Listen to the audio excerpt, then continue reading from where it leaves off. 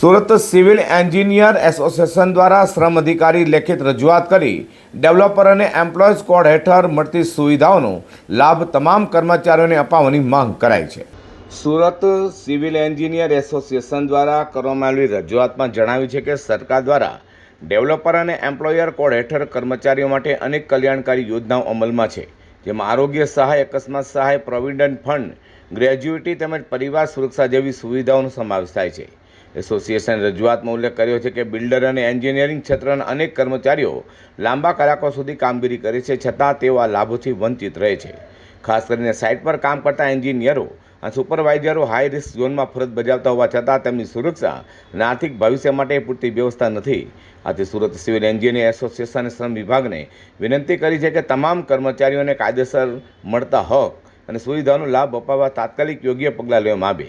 હું હિતનભાઈ ફટાણિયા, અમે Surat civil એન્જિનિયર્સના engineer મિત્રો બધા ભેગા મળીને સુરતના લેબર કમિશનર શ્રીને આવેદનપત્ર પાઠવવામાં આવ્યું છે કે સુરતની અંદર સિવિલ એન્જિનિયર્સનું જે શારીરિક અને માનસિક શોષણ થાય છે એ બંધ કરવામાં આવે અને અટકાવવામાં આવે।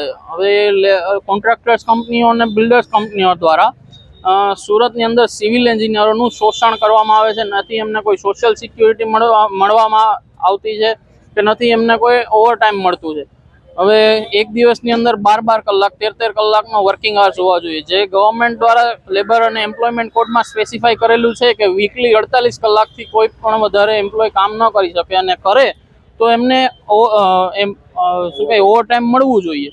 આ રજૂઆત બાદ હવે શ્રમ વિભાગ શું કાર્યવાહી કરે છે તેની પર સૌની નજર ટકેલી છે।